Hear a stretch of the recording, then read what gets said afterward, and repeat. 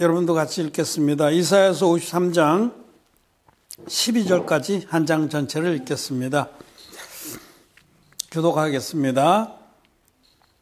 우리의 전한 것을 누가 믿었느뇨? 여호와의 팔이 네게 나타났느뇨? 그는 주 앞에서 자라나기를 연한 숲 같고 마른 땅에서 나온 줄기 같아서 온 모양도 없고 풍채도 없은즉 우리의 보기에 흠모할 만한 아름다운 것이 없도다.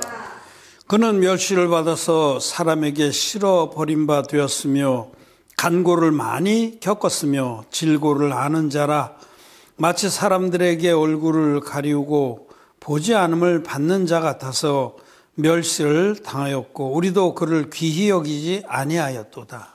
그는 실로 우리의 질고를 지고 우리의 슬픔을 당하였거늘 우리는 생각하기를 그는 징벌을 받아서 하나님에게 맞으며 고난을 당한다 하였노라. 그가 찔림은 우리의 허물을 인하며 그가 상함은 우리의 죄악을 인함이라. 그가 징계를 받음으로 우리가 평화를 누리고 그가 채찍에 맞음으로 우리가 나음을 입었도다.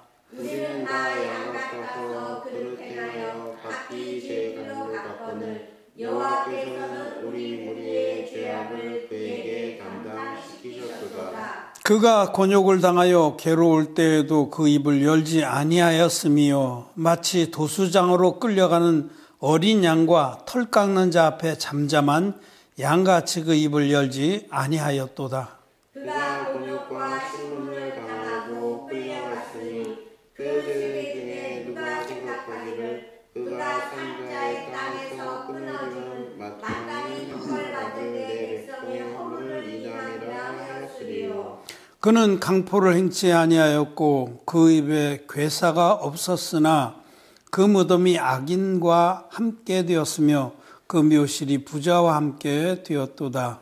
여호와께서 그로 상함을 받게 하시기를 원하사 질고를 담게 하셨은즉 그 영혼을 속건제물로 드리기에 이르면 그가 그 씨를 보게 되며 그날은 빌 것이요 또 그의 손으로 여호와의 뜻을 성취하리로다. 가라사대 그가 자기 영혼에 수고한 것을 보고 만족히 여길 것이라. 나의 의로운 종이 자기 지식으로 많은 사람을 의롭게 하며 또 그들의 죄악을 친히 담당하리라. 이러므로 내가 그로 존귀한 자와 함께 분깃을 얻게 하며 강한 자와 함께 탈취한 것을 나누게 하리니 이는 그가 자기 영혼을 버려 사망에 이르게 하며 범죄 중 하나로 헤아림을 입었습니다. 그러나 십상은 그가 많은 사람의 죄를 지며 범죄자를 위하여 기도하였느니라 하시니라. 아멘. 예, 성도 여러분 안녕하셨습니까? 예, 또 오늘 몇몇 분들이 또 함께 예배에 참석해서 같이 말씀을 나누게 돼서 반갑습니다. 오늘 패친으로 맺은 한 분이 지금 화면 옆에 떠 있는데 그분은 얼굴만 떠 있고 들어와서 같이 보시길 바랍니다. 슬기신가 뭐 그런 분인데 이번 주간은 예수님의 우리 구주 예수 그리스도의 고난을 기억하고 또 묵상하는 그런 주간입니다. 우리가 하나님의 은혜로 예수 그리스도의 구속의 은총으로 죄사함 받고 의롭다함을 얻었습니다. 의인이 되었습니다. 이러한 그 축복은 우리 편에서는 값없이 선물로 받는 것이지만은 하나님의 아들이신 예수님 정말 우리와는 비교할 수 없이 감히 범접지 못하게 크고 위대하신 하나님께서 육신을 입고 우리와 같이 비천한 모습으로 이 땅에 오셔서 우리를 그처럼 사랑하사 당신의 몸을 한 제물로 온전히 드려서 우리에게 값없이 구원의 은총을 베풀어 주셨기 때문에 우리가 그 은혜를 누리게 된 것입니다. 오늘은 이사야서 53장의 말씀을 통해서 다시 한번 우리 주님이 우리에게 구원의 은혜를 베풀어 주시기 위해서 받으신 고난에 대해서 묵상을 하고자 합니다. 보통 이제 사순절이나 특별히 그 절정인 고난 주간이 되면은 많은 이들이 이제 금식도 하면서 주님이 당하신 고난의 길을 묵상을 합니다. 참으로 아름다운 일이고, 그러면서 이제 우리의 삶을 돌아보고 하는 것은 귀한 마음의 자세입니다. 그러나 더 중요한 것은 온전한 복음의 터 위에서 그 주님의 고난을 묵상해야 한다는 겁니다. 온전한 복음의 터 위에서 라고 하는 부분을 오늘 특별히 말씀을 좀 드리고자 합니다.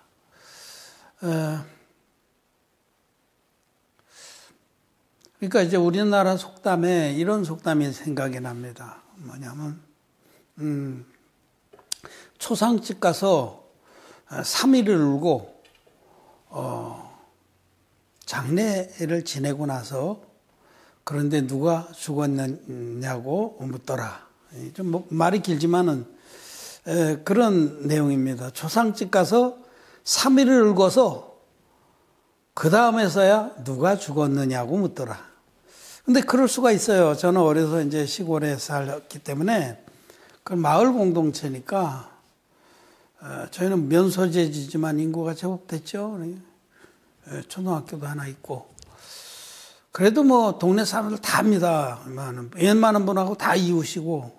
그래서 어느 집이 초상이 났든지 경사가 있든지 다 몰려가서 같이 거들어주고 음식도 나누고 슬픈 일 있으면 같이 울고 기쁜 일 있으면 같이 웃고 그랬는데 저희는 어렸을 때 정말 누가 돌아가신지 모르고 초상집에 가서 어머니가 일을 하고 아버지도 일해드리고 그러면 누가 돌아가신지 몰랐어요. 가서 국수 먹으면 국수 먹고 이제 먹었으면 나가 놀아야 하면 나가 놀고 그랬을 뿐이지 그야말로 누가 돌아가신지를 몰라. 그럼 뭐 어른들은 슬퍼하지 우리 슬플 것도 없고. 근데 그 정말로 어른들도 그럴 수가 있어요. 막 그냥 분위기 휩싸여서 초상집 가서 3일 동안 같이 울어. 상주가 고거나면 자기도 고가고 막 울면서 눈물 닦으면서 상 날르면 상도 날르고 상 걷어내고 막 손님 접대하고 3일 동안 정신없이 그렇게 많은 일들을 도와드렸는데 정작 누가 돌아가신지 모르는 거예요. 참 아이러니한 일이죠. 근데 이 예수 믿는 사람들이 이 속담을 생각해 봐야 됩니다. 사순절도 막 정말 슬프게 지내고 그랬는데 그 사순절을 통해서 그 묵상을 하고 고난을 참여하고 금식도 하고 막 이러거든요. 천주교 같은 데는 굉장히 엄격합니다. 그 동안에 고기도 안 먹고 그랬어요. 나 어렸을 때는 천주교 다녔는데 금식도 열심히 하고 금식에서 쌀을 마다가 성밀하고 헌금도 하고 그런 개신교에서 서로 따라하는 것도 있죠. 근데 그동안 고기도 안 먹고요. 술 먹는 사람 술도 안 먹고 철저하게 그렇게 이 사순절 기간을 지냅니다. 그런데 왜 그렇게 하느냐, 왜? 그렇게 고난에 참여하고 묵상하는 것이 그 의미가 무엇인지를 알고 그렇게 해야 된다는 거죠. 그래서 무엇보다도 우리는 이 사순절 기간에 주님이 겪으신 그 고난에 대해서 묵상하고 그것이 나에게 어떤 의미가 있고 내게 어떻게 은혜가 되는가를 명확하게 우리는 알아야 됩니다. 그러기 위해서 오늘 이사야서 53장의 말씀을 같이 읽었습니다. 이 이사야서 53장의 말씀은 예수님이 실제로 이 땅에 오시기 전에 한 700여 년 전에 굉장히 긴 시간이죠. 70년도 아니고 700년이거든요. 700여 년 전에 활동했던 그 이사야 하나님의 종이 하나님의 말씀을 대언한 말씀이에요. 이사야 선지자는 여러분 아시다시피 모든 선지자 중에서 가장 큰 선지자 중에 하나입니다. 대선지자 5 중에 하나죠. 이분은 기원전 한 700년 전부터 한 50년간에 걸쳐서 하나님 종으로 일했던 분인데 우시야 왕서부터 히스기야 왕까지인가 그렇게 될 거예요. 4왕에 걸쳐서 유다 왕들을 책망하기도 하고 또 인도하기도 하면서 하나님 종의 역할을 했습니다. 이사야가 겪었던 그 왕조, 유다 왕조가 왕이 4명이 지나갔다는 거죠. 그렇게 굉장히 오랫동안 하나님 종으로서 일했는데, 그러니까 예수님이 이 땅에 태어나시기 전에 700여 년 전이니까 굉장히 오래된 거죠. 근데 그때의 하나님의 말씀 받아 적은 이사야서의 53장을 보면 정말 놀랍습니다. 그렇죠? 어떻게 이렇게 정확하게 주님이 우리 죄를 짊어지고 그 죄를 대신해서 대속하기 위해서 고난을 받아야 할지에 대해서 너무너무 정확하게 기록을 하고 있어요. 그 이사야서는 이뿐만 아니라 이사야서 전반부에 보면 예수님이 어떻게 태어나실지 보라 처녀가 잉태하여 아들을 낳으리니 그 이름을 임마누엘이라 하리라. 이 말씀도 이사야에 있는 겁니다. 얼마나 놀라운 겁니까? 하나님의 그 말씀인 것이 너무 분명하고 확실하죠. 말씀 그대로 그 구약의 약속대로 우리 주님 오셔서 정말 처녀의 몸에서 잉태가 되셔서 오신 분이 성자 하나님이신 예수님입니다. 이사야서 53장 특별히 이사야서 전체 중에서도 압권이라고 말할 수가 있습니다. 이 12절로 되어 있는데 세 절 이렇게 4파트로 나눠서 메시지를 이렇게 이해할 수가 있어요. 고난당한 메시아의 노래, 메시아 고난의 노래인데 너무너무 정말 우리 마음에 확증이 되는 그런 말씀입니다. 이 말씀을 잠시 여러분하고 묵상을 하고 특별히 고난주간에 오늘은 이 죄의 수요일이라고 우리가 정말 우리의 그 악함을 인정하고 돌이키는 그런 날로 이렇게 절기를 지키는데 사실은 뭐 절기는 그렇게 중요한 것이 아닙니다. 언제든지 그 절기든지 또는 규례든지 이런 것은 담긴 뜻이 더 중요한 겁니다. 오늘 주님이 받으신 고난을 생각하면서 나에게 임한 그 구원이 값없이 된 것이 아니구나. 우리는 값없이 그 구원을 받았지만은 주님 편에서는 당신의 생명으로 정말 이루 형용할 수 없는 고난을 아버지께 드려서 번제로 드려서 우리에게 구원을 완성시켜 주신 것이구나 하는 것을 마음으로 확증하시기를 바랍니다. 이사야서 53장 메시아 고난의 노래 중에 첫 번째 3절은 예수 그리스도 그분의 그 모습이랄까요? 그것을 그렸습니다. 그래서 이 3절에서는 우리 주님은 비천한 자의 모습으로 오셨다라는 것을 말씀합니다. 예수님에 대한 이런 그림들을 보면 예수님 너무너무 잘생기고 풍채도 있고 또 서양 사람처럼 그려놨지만 그렇지 않습니다. 우리는 하나님 말씀을 믿습니다. 그런 그림을 믿는 게 아니라 대부분의 사람들은 이런 성화를 보고 예수님이 그렇게 생겼을 것이다 이렇게 추측을 하는데 그렇지 않습니다. 우리는 성경을 믿습니다. 그래서 뭐 꿈에 예수님 봤다고 하는 분들은 다 그 성화에 있는 그 예수님을 본 것인데 우리는 말씀에 있는 예수님을 봅니다. 근데 오늘 1절부터 3절에 보면 예수님이 풍채도 없으시고 볼품이 없다라고 말해요. 그는 마른 땅에서 나온 줄기 같다라고 해요. 제가 오늘 저쪽에 우리 의자당 뜰에 등나무 동굴을 이렇게 전지를 좀 했어요. 너무 해서 등나무들 줄기 나올 때 보면 삐실하게 이렇게 마른 땅에서 나온 줄기처럼 돌담 사이로도 삐져나오고 그러는데 볼품 없습니다.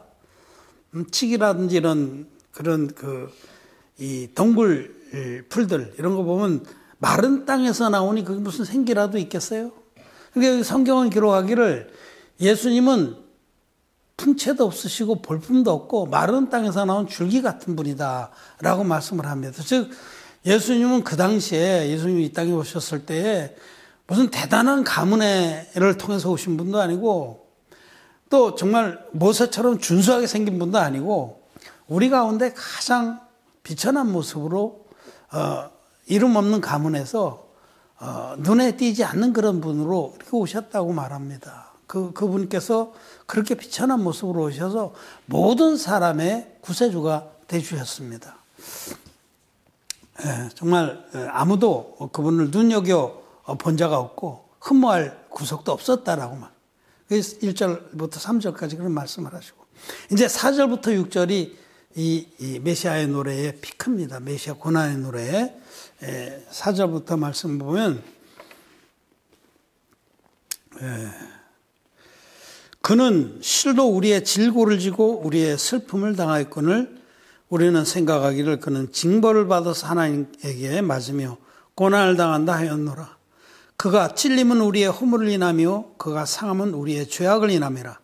그가 징계를 받음으로 우리가 평안을 누리고 그가 채찍에 맞음으로 우리가 나음을 입었도다. 우리는 다 양 같아서 그릇 행하여 각기 제 길로 갔거늘 여호와께서는 우리 무리의 죄악을 그에게 담당시키셨도다. 아멘.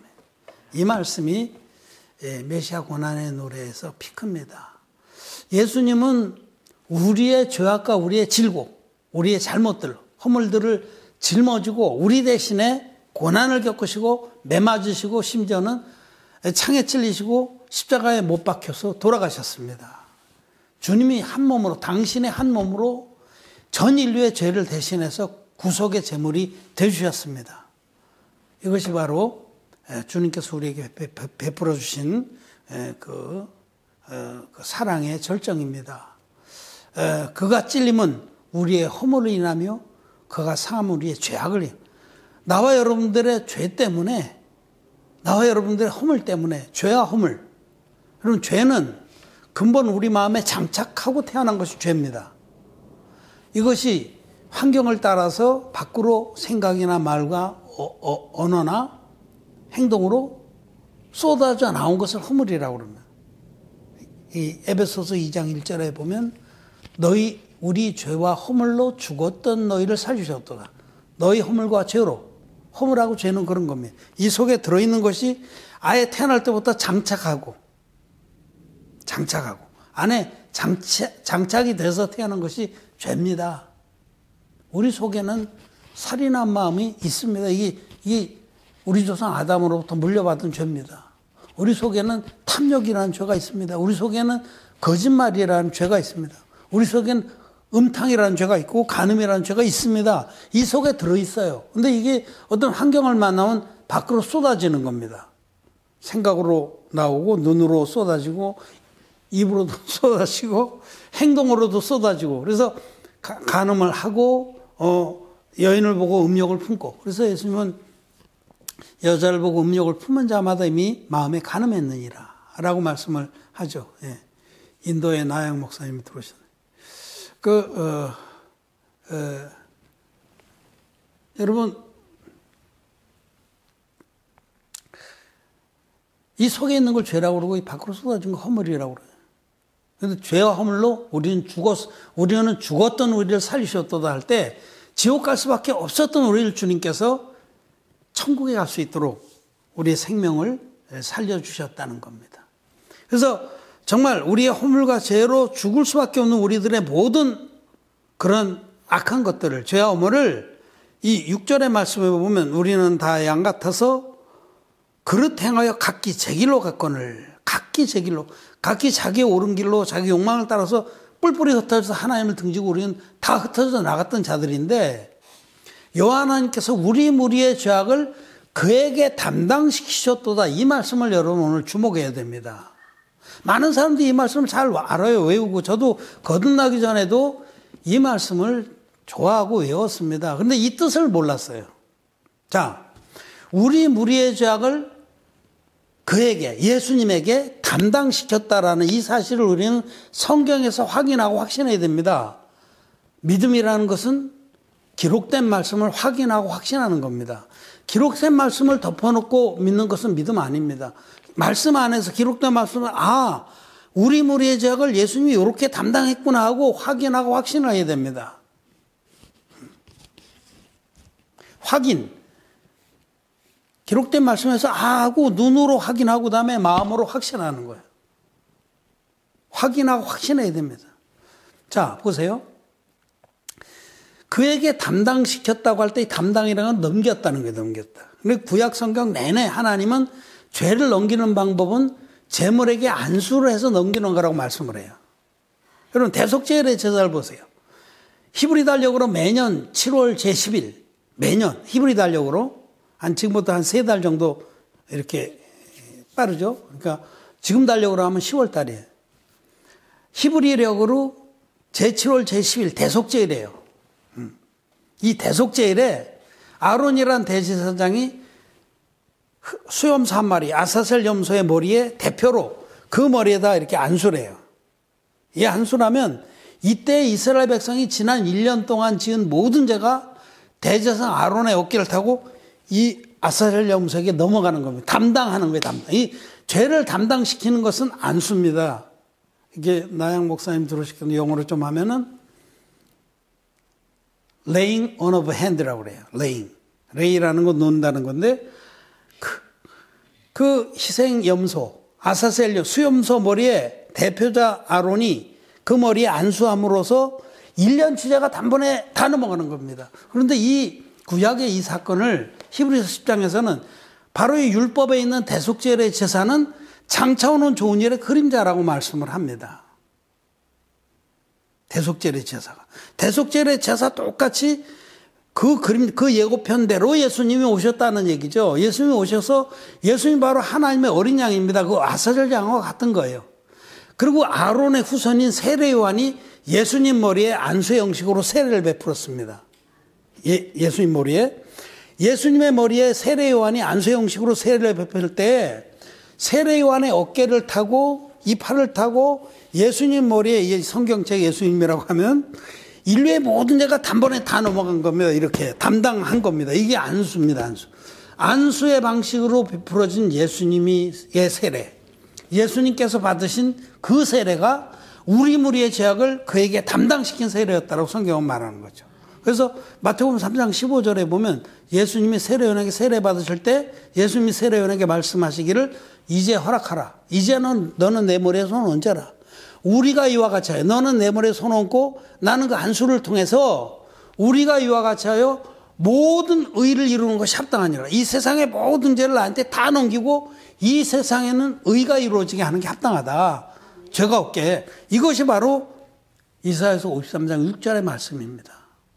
우리는 양 같아서 그릇 행하여 각기 제 길로 각기 하나님을 등지고 죄짓고 세상을 사랑하고 탐욕을 부리고 정말 평생에 죄만 짓습니다. 우리는 죽을 때까지 죄를 짓는 자들인데 우리 무리의 죄악을 우리 무리는 인류입니다. 인류의 죄를 인류는 아담에서부터 세상 종말까지의 모든 인간의 죄를 세례요한이라는 인류의 대표자, 여자의 몸에서 난 중에 가장 큰 자가 예수님 머리에 안수함으로 우리 무리의 죄악을 그에게 담당시키셨다라고 성경은 기록합니다. 이게 마태복음 3장에도 기록이 되어 있고 성경에 무수히 기록이 되어 있습니다. 이 세례로 우리의 죄가 예수님께 넘어갔다고. 그런데 안타깝게도 오늘날 기독교는 예수님께서 받으신 세례를 복음에서 빼버렸습니다. 잃어버렸어요. 사단마귀가 세례, 복음의 굉장히 중요한 축인 세례를 빼버렸어요. 우리 죄가 어떻게 예수님께 넘어갔나를 모릅니다. 기독교인들이. 우리 죄가 예수님께 넘어간 그런 기록된 말씀을 몰라요. 영수증이 없는 거예요. 영수증. 말씀을 확인하고 확신하는 것이 믿음입니다. 성경에서 우리 죄가 내 죄가 예수님께 넘어갔다는 말씀을 성경에서 확인을 안 하고 덮어놓고 믿는 거예요. 카더라. 여러분 경상도 말로 카더라는 게 카더라. 그렇다 카더라. 예수님께서 우리 머리의 죄악을 담당했다고 카더라. 카더라입니다. 하셨다라고 성경에 기록된 말씀 확신하는 게 아니라 카더라입니다. 카더라.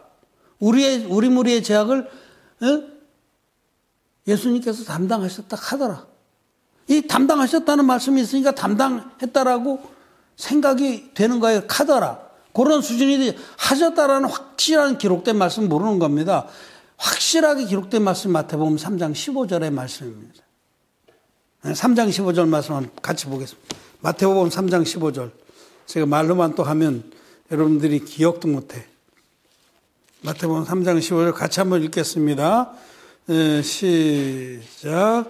예수께서 대답하여 가라사대 이제 허락하라. 우리가 이와 같이 하여 모든 의를 이루는 것이 합당하니라 하신대. 이에 요한이 허락하는지라. 이제 허락하라. 세례 요한에게 예수님께서 이제 내 머리에 손을 얹어라. 우리가 이와 같이 하여 너와 내가 이렇게 너는 나에게 안수하고 아론의 후손인 네가 인류의 대표자인 네가 내 머리에 하나님의 어린 양으로 온 내 머리에 안수해서 이 안수의 방식으로 베푼 세례가 인류의 모든 죄를 예수님께 단번에 넘긴 세례라고 이렇게 기록해 놓고 있습니다. 이게 영수증이에요, 영수증. 제가 오늘 지난번에 의제당 이 땅을 매입하고 이러면서 땅을 하나 정리한 게 있었어요. 땅을 정리하고 그러니까 큰 부자인지 아시지만 그래도 그냥 이렇게 해서 하나님이 그렇게 하셨는데 그 땅 정리한 거 이제 세금을 내야 되는 거예요. 이번 다음 주까지인가 내야 돼요. 그러니까 바쁘죠? 4월 15일까지인가? 그래서 이제 세무사한테 이렇게 해서 이제 세금을 내야 되니 내가 세금을 최대한도로 공제받을 수 있도록 뭘 준비해야 되냐 그랬더니 그 땅을 샀을 때 부동산 중개로 낸 영수증이 있을 거래요. 근데 그거는 많이 차감을 해준대요. 그래서 그게 오래됐으니까 그 영수증을 찾을 길이 없어요. 찾을 길이 없어. 그리고 전화해 봤더니 그 중개사도 그만뒀대. 고민이 됐어요. 그냥 세무사한테 내가 그때 몇 년도 몇 월쯤 해서 이렇게 얼마 정도를 냈는데 우리 집 사람도 그게 맞다 하더라. 말로 하면은 무슨 소용이 있겠어요? 그 세무사가 내 말을 듣고 녹취해가지고 국세청에 갖다 내준들 그걸 감면해 주겠습니까? Never. 절대로 그럴 일이 없죠. 카더라는 소용이 없어요. 내가 분명히 그때 냈는데 우리 집 사람도 맞다 카더라? 안 되는 겁니다. 우리 무리의 죄악을 그에게 담당시켰다 카더라? 안 되는 겁니다. 성경에서 분명하게 우리 주님은 흠없는 어린 양으로 오셔서 인류의 대표자가 안수를 베풀 때 그 죄를 다 담당하시고 그래서 예수님 세례받은 이튿날 요한복음 1장 29절에서는 이튿날 세례요한이 예수님께 세례를 베푼 그 이튿날 예수님이 자기 앞을 지나가는 걸 보고 세례요한이 보라 세상 죄를 지고 가는 하나님의 어린 양이로다 이렇게 증거했습니다. 그럼 이튿날에 어제는 어떤 일이 있었냐면 예수님이 세례받은 거예요. 예수님 세례받은 그날에 세상 죄가 예수님께 다 넘어갔기 때문에 그 다음날 보라 세상 죄를 지고 가는 하나님의 어린 양이로다 된 겁니다. 이게 영수증이에요. 성경에는 많은 영수증에서 예수님이 세례받았을 때 흠없는 제물로 오신 예수님이 세례받으실 때에 인류의 대표자가 세례를 안수 형식으로 받으신 세례로 내 죄가 인류의 전체의 죄가 단번에 예수님께 다 넘어갔다라고 성경은 기록하고 있습니다. 이것을 확인하고 확신하는 게 믿음입니다. 그래서 오늘 이사야서 53장 6절에 우리는 양 같아서 그릇 행하여 각기 제 길로 갔거늘 하나님께서 우리 무리의 죄악을 그에게 담당시키셨도다. 여러분 믿습니까? 네. 담당시키셨다 카더라입니까? 아니면 시키셨도다입니까? 시키셨도다입니다. 우리는 확신하면 그때 예수님이 세례 받으실 때 내 죄가 다 넘어갔구나. 내 죄가 다 넘어간 거예요. 내 죄와 허물이 그때 이미 다 넘어갔어요. 그래서 예수님은 세상 죄를 지고 가는 하나님의 어린 양이 된 겁니다. 자, 그 세상 죄를 다 짊어졌으면 그 세상 죄 가운데 여러분 죄가 포함됐습니까? 안 됐습니까? 다 포함됐죠? 자, 오늘 이 순간까지 지은 죄 포함됐습니까? 안 됐습니까? 다 포함됐죠? 예수님이 다 그때 담당했죠? 자, 우리는 내일도 죄 짓습니까? 안 짓습니까? 우린 짓습니다. 우린 짓습니다. 우리는 부족해서 앉아야 좋은데 질 수밖에 없는 자들이에요. 조금만 정신줄 놓으면 죄를 져요. 주님께서 탐욕은 우상숭배니라는데 우리 탐욕도 부리고 여자를 보고 음욕을 품는 자마다 마음에 간음했느니라 그러시는데 여러분 간음합니다.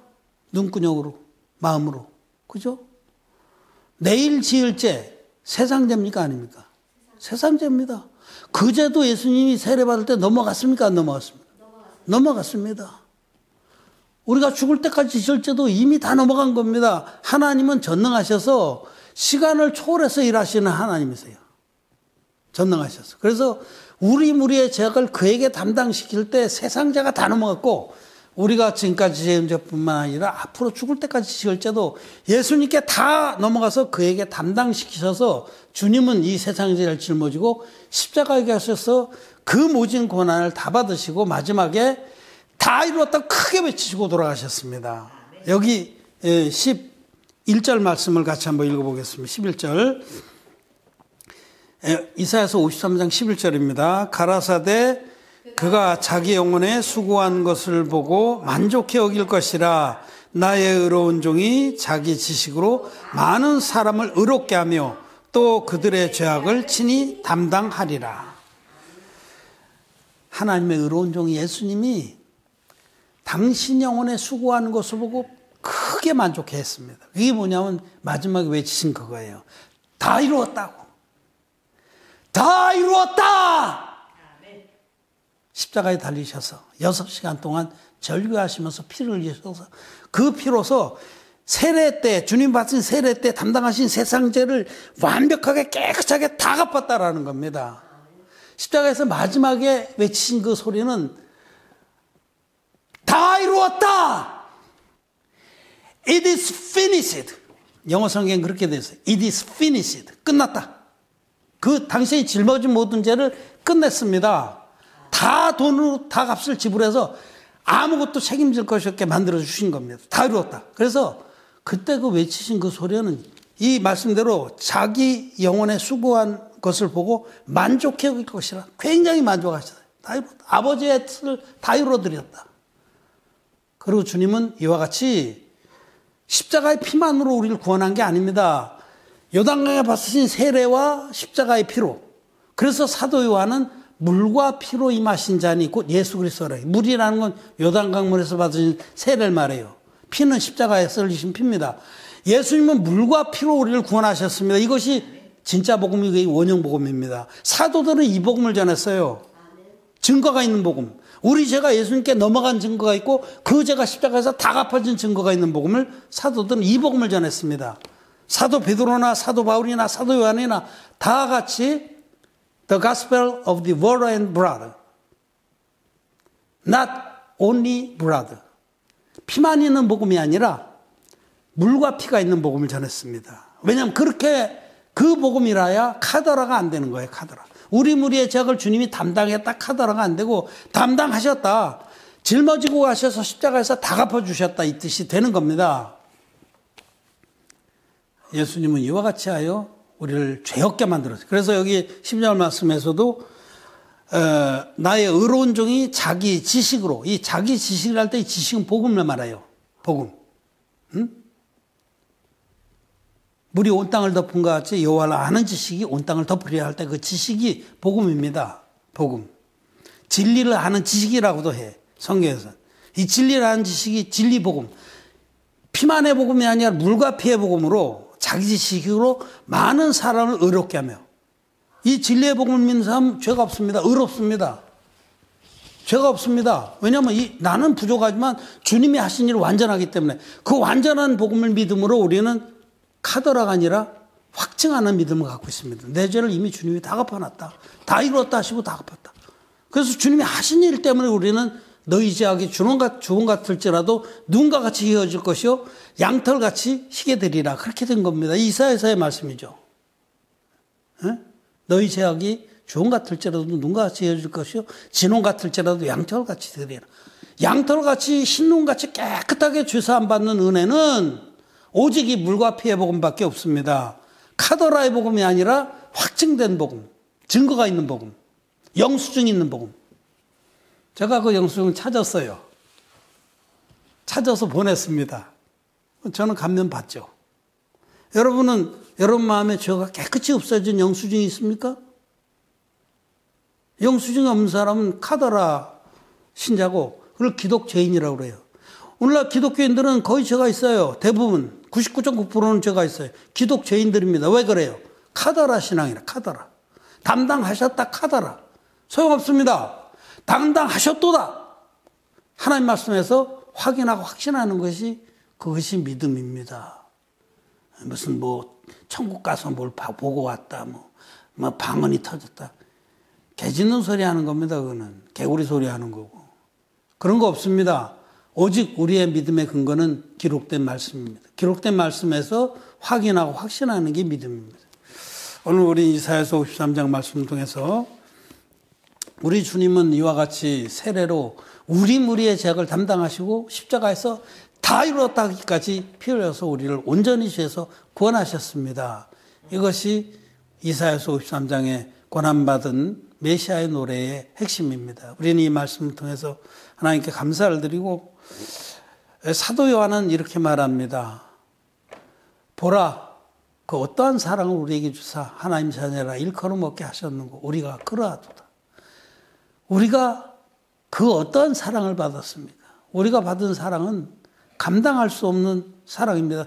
하나님께서 자기 아들을 아낌없이 우리의 대속제물로 내어주셔서 하나님의 아들이신 그 예수님이 비천한 모습으로 오셔서 볼품도 없이 풍채도 없이 마른 땅에서 나온 줄기 같은 그런 모습으로 오셔서 아무도 그를 눈여겨보지도 않았지만 그분은 잠잠히 털 깎는 자의 손에 맡겨진 어린 양처럼 잠잠히 당신의 구원의 사역을 이루시고 다 이뤘다 하시고 우리에게 완전한 구원을 선물로 주시고 우리 주님은 돌아가셨다 부활하셔서 하늘의 보좌 우편에 계십니다.